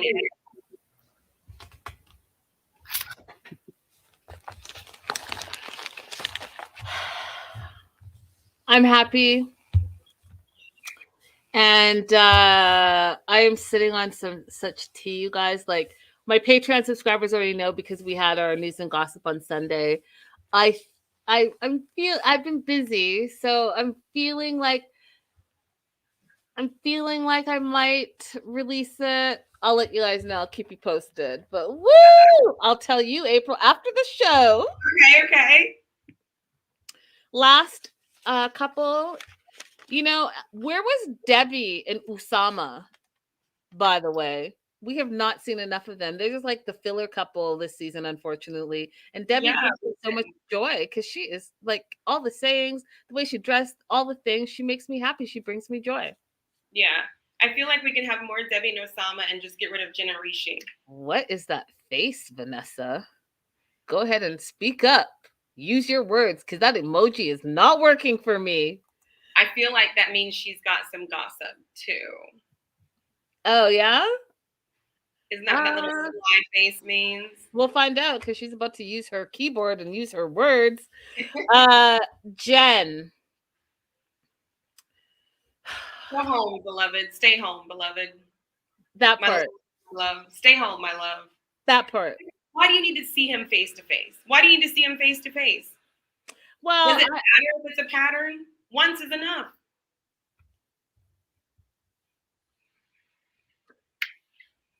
So are you believing the friends? I don't have any in combination with what his friend said to him. I don't have any problem believing Jen's friend. Like his own friend was saying, "Hey, when we go out, I have a problem, or I see a problem with how you behave. I feel sorry for Jen." Yeah. See, when you put it in that context, 100% agree with you. If you put Jen's friend Randy separate and apart, I feel like she's a friend of me, and I'm just not. Oh, No. I don't get it. So Anyway, so we can make a video of it. We'll do it. We could make another video. I'll do it on my phone. About your reaction? Yeah, that's what she wants. Okay. But it can only be your reaction. It can't be Okay. what the news is. It can only be a reaction to the news. Okay, so anyways, Jen's back on the farm, and I don't know if I don't know, you guys. I'm feeling a little like tingly. So if I get a little bit nyeh, it's because I'm feeling a little bit tingly, because you guys, I just like things to make sense. And sometimes these things aren't making sense. And so I was like, they were the last segment, and I was just like, I don't know if it's because I'm coming off of a high with this beautiful moment that Gabe and Isabel and her family had, but this segment irritated me, and here's why. So Jen's back on the farm with her pigs, and if you remember when she was in India, and she's making fun of, not making fun of, but she was like, "Oh, there are these animals here and these animals here," and I was like, "Dude, you live on a farm," and so the first thing you show is the big hog that's on your farm, and it's okay in Oklahoma, but it's not okay in India. Like, what? Anyways, so she's back. She's been back in Oklahoma for 3 months, and she feels like her life has been put on hold. And then she's spraying this thing on the top of the roof. What was that? Anyone? Because I was like, you just made a mess for what? What was that, April? I have no idea what she was doing. I didn't understand it at all. I thought maybe I missed something because of the way that I had to watch it this week. Yeah. No, you know. didn't. It was a weird, just like a weird, I don't know if it was a filler moment, but if anyone knows what she was spraying up there and why, please let me know. Random. So she gets on a video call with her friends Randy and Myra. Oh, it was a wasp. Oh, it was a wasp killer to kill the wasp nests. Oh, okay. Well, thank you, the librarian. So she gets on this video call with Randy and Myra, and the first thing she says, April, that we're going to need your legal advice or legal thoughts, legal mind, is that she tells her friends that she's going back to India in a few weeks because, quote, they reinstated her 10-year visa. Yes. And I was like, am I misunderstanding what reinstated means? Because I thought, go ahead. No, so India suspended travel for U.S. citizens during COVID. So if you held a visa, if you held a 10-year visa for India, you were not able to use it during that suspension. You could apply for a temporary visa, which is the one she had that was a single entry visa. So now the 10-year visas are back reinstated. You don't have to apply for it again. It's just if you already had one and it hasn't expired, it's reinstated. It does not mean you can stay in India for 10 years. It just means that you have permission to approach the border of the country and request entrance. And on each request, they will tell you how long you can stay during that visit. So it's similar to the U.S. 10-year visa. It only gives you permission to approach the border, and then they will tell you if you get the full 6 months, if you get 2 months, if you get 2 weeks. But did she have a 10-year pre-COVID? She had a 10-year pre-COVID. Oh. And then it was suspended. Every U.S. citizen's visa was suspended. Okay. Now I get it. I was like, She's telling lies, but now I get it. Okay. The way she said mine was reinstated made it seem like it was specific to her, but it was just everybody's was reinstated. As long as it wasn't expired yet. Got it. So she's going back to India in a few weeks, and she loves him, wants to be with him.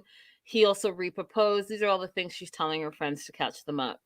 And she also wants to go back to see if Rishi will follow through, which I thought was a weird thing to say about your fiance, who didn't just propose once but twice, but you're still at a place where you want to see if he's going to follow through on his word. Right. What? Right. It's been 3 months. So during that 3 months, he could have made some progress towards telling his family things if he wanted to. Was that thing? If he wanted to, he would. Right. If they want to, they will. If they want to make time, they will. Right. All the things. Okay. So Jen feels like Rishi hasn't done anything too shady. And Randy is where Randy bucks up. Now, Randy, in my opinion, is way too invested in her friend's relationship. So Randy feels like Rishi is a terrible person. There's red flags all over the place. She reached out to him, and she feels like he was hitting on her with those first messages, and then said that she thinks he's shady and given all the red flags, and here's why. So Randy asked him, let me see a picture. And Rishi sends this picture of him like buck naked, basically in a towel.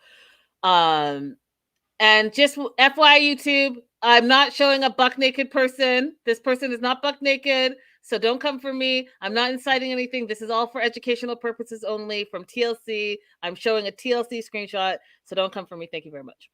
That being said, Randy says, let me see a picture. And I think what I don't like about this, April, is the fact that she egged him on. He didn't just send the picture to her. He didn't say, hey, baby, this is Rishi. She asked him for a photo. Now, was it right for him to send this specific photo? Probably not. But he's also, don't forget, he has the I'm a male model / trainer mentality. And these are the type of pictures that they send. Did she offer him a modeling job? Well, let's get into that. So she said that she was going to be in Jaipur. She said that she was a model herself. And he said, but you were saying that you have a meeting with your agent. That's what he said to her, because she told him that she's coming to Jaipur to do some type of modeling. And then she says, yes, but not until I arrive in Jaipur in a few weeks. Then she asked him for a second time, let me see a picture. So she asked him twice for a picture, under the assumption that she too is also a model, April. Now let's go back to this, because listen, every other person in Los Angeles is a model. I know that this is model behavior. Okay. Modeling pictures, the guys are going to show you like their shirt. The girls are going to show you like a cute little outfit. They're all models. And this is model behavior. I personally, especially when you keep saying, let me see a pic, send me a pic, send me a pic. If you already know this person's a model and you're a model as well, then you're changing your modeling pictures, April. I guess as a person who's outside of that culture, it doesn't make any sense to me. If this person is not explicitly offering you a job, then what are they supposed to be doing with that picture? Showing that how beautiful you are as a model. Okay, this is a culture that I don't understand then, because I can't think of any reason why I would send myself in that state of untrust to anybody just because they asked. As a matter of fact, people ask me all the time, and I don't. I know, but this is okay. So I get what you're saying, and I think as women we all get that. Like, send me a pic, send me a pic, send me a pic. Yeah. Right, and 9 out of 10 times we don't. But I'm just saying, like in the model community, it's not irregular to be like showing your modeling pictures to each other. That being said, Randy's really in it, and Randy's like, he is flirting with me, he's trying to get with me. And then here's the thing that I don't know if it's like an age thing. But they keep using catfish as the word. And it's not catfish. It's not catfish. And do you guys know what catfish means? Because they do not know what catfish means. You just sliding into someone's DM as yourself and then telling someone that you're a model is not catfishing. It's not. So can we stop saying it's catfishing, because it's making me feel like you guys are two old Bettys that are trying to use like the hip term of the day, but you don't know what it means. And it's they are in fact two old Bettys who are using the wrong terminology and don't seem to care to fix it. So what she said. So Jen decides that she doesn't care about any of it. She doesn't care whether it's true or not, whether he was being inappropriate or not. It's not enough for her to break up with him. It's not enough for her to confront him. It's not enough for she's going to India come hell or high water. She believed Rishi in the past when Rishi said he was faithful to her in those last 2 years, even though April and I talked about it. He didn't actually say, yeah, I've been faithful. He went all the way around her question. I was busy. Yeah. Yeah, but didn't actually say he was faithful. And then, even though Jen says she's so disgusted about this topless photo, she's still going, and she still loves him, and she still wants to see where this is going to take her. So she's not going to end her relationship over it, and she's heading back. And this is the other part that irritated me. So when you were originally talking to your friend, you said that you had been back for 3 months, and then all of a sudden, mid-segment, you're heading back to India after 4 months. So has it been another month since you filmed? Because you're making it seem like it was just the other day, because in the car on your way to the airport, you tell your sister-in-law that it was just the other day that you were talking to your friends. So like, now I'm like, what's the time frame? Is that a bad edit? Was it 3 months? Has it been 4 months? Was it the other day? Now my mind's there, April, instead of like being in the storyline. I'm like trying to figure out, okay, what is this? When did this all happen? How long have you been back? Yeah, I noticed that there was some issues with the time consistency there. And I was thinking, if she was people who like something is 3 months and 2 weeks, and sometimes she's going to say 3 months and sometimes she's going to say 4 months. And is she one of those people who thinks that a minute can be like 3 days ago, a minute ago, and it was really like 3 days? Is she one of those people? I don't know. Well, yeah, maybe that could be it. So she is heading to the airport with Tara. She says bye to her brother Charles. I was really disappointed that they didn't have him talk more. And I know it's because he sounds like Tim, and we all love it. We want him to just continue to talk so we can be like, oh my God, is that Tim? But I feel like they've like totally scaled down his lines, and I'm not impressed. Anyways, they say their goodbyes also with her mom, Donna. Tara drives them to the Tara drives Jen to the airport. And don't think I didn't see that shade that the mom was like, oh, you'll be back. Okay. That's why we're not even coming to the airport this time, because you'll be back. In the car, she explains to Tara about the whole shirt thing, and Tara asks about the celibacy thing, and then Jen has to break down and thinks she shouldn't be going to India. And, girl, follow your gut instinct. Don't be like Nicole. Nicole didn't want to go, still went. If you don't want to go, don't go. That is your inner goddess telling you, stop! Anyways. It's okay to not go. It's okay to love yourself. It's okay to not go. Mm-hmm. Okay? You're not even going to be having sex with him anyways. And his parents don't know about you anyways. And not you. So like, we've already been there. Go and watch all the other seasons of Jenny and Sumit, and how Jenny has had to fight and fight with her in-laws, who weren't even her in-laws at the time. They just didn't accept her. So I don't know if you want to do all that, if you don't want to learn from the mistakes, because they've already been made. Anyways, Rishi is dancing with his friend Kushi. Kushi asks about Jen. He tells her that Jen's coming back forever. And April just said, 10-year visa does not mean forever. So just, know that as a point of reference. And then Rishi says, then they'll marry. She doesn't believe him. His own friend of many years does not believe him. And why does she not believe him? Because he hasn't told his family yet. Mm-hmm. And then he tries to say that there was no time while Jen was in town the first time. Well, Jen's been there a few times and you never told. You didn't tell them when you first proposed to her. And she had 30 days there. So you try to tell me, even though the time that she came over and you introduced her as a friend and she was in wife training, that you didn't have the opportunity to talk to them? Stop it. There's been nothing but time. Nothing but time.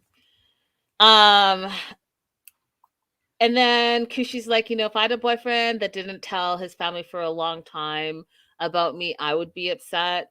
And goes on to say that Rishi should tell his family. Jen is leaving everything that she knows, her whole life behind, to go to India. And then if they don't accept her, then what? And again, I will refer you to Jenny and Submit. And Kushi is doubting that Rishi's about anything. When you have a friend that is like, you ain't about shit, you got to believe that friend. Because friends usually are like, hey, I got you.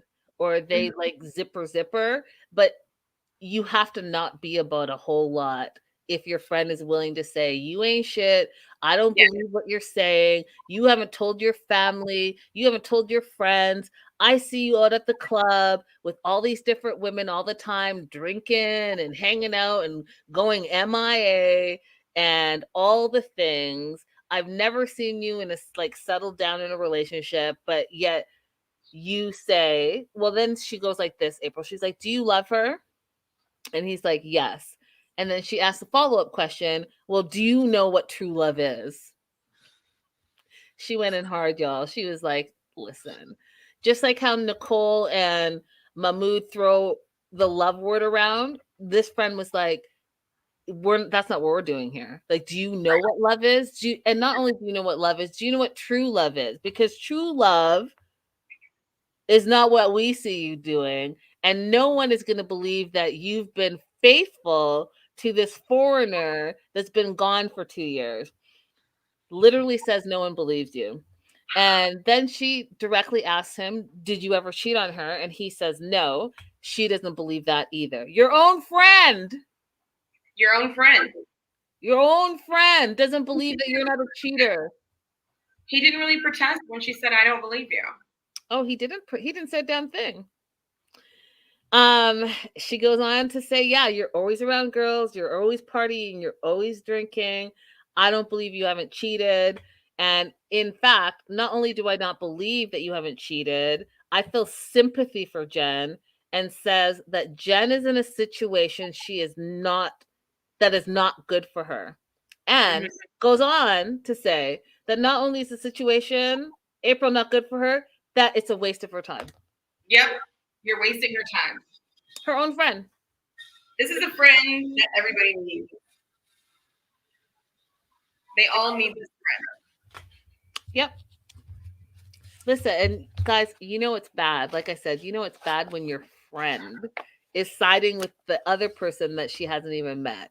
Like I said, you ain't about shit. You haven't been about shit. I don't believe you. You haven't told your family. You haven't told your friends. You've never been faithful. You go out party and drinking and all the things all day, every day. You're sending shirtless photos to random strangers on the internet. But you're in love with this woman and you're going to marry her when she arrives? Yeah, I find it hard to believe. Yeah. That's it. That's our show. Any last parting words, April? Maybe we see the sunset one more time. Oh, please. I'll walk down as far as I can. Okay. Connection.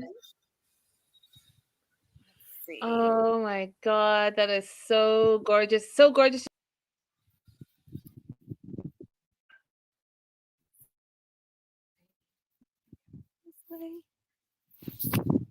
You guys, this is where I'm going to be for the next probably 2 hours. I'm just going to sit out here and reflect on life and myself. Oh my God, so gorgeous.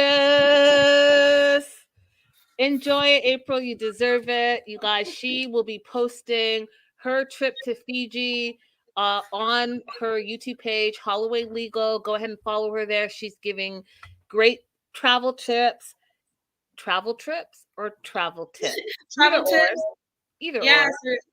If you want to know anything about Indonesia, Morocco, this trip to Fiji, anywhere that I've been over the past 2 years is on that page. Beyond 2 years, it's all on my Instagram. But Turkey, Indonesia, and Morocco and Fiji will be on my YouTube. So guys, we've been talking a lot about travel, so definitely go check it out.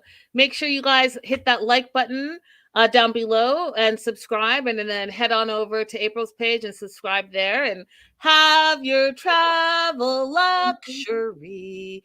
Go and see. Anyways, bye for now, guys. Thank you so much for being here. I'll be back tomorrow with Darcy and Stacy. Don't forget, you guys, it was the 2-hour finale, and I haven't watched it yet. I'm about to watch it, and we're going to talk about it tomorrow. Bye for now.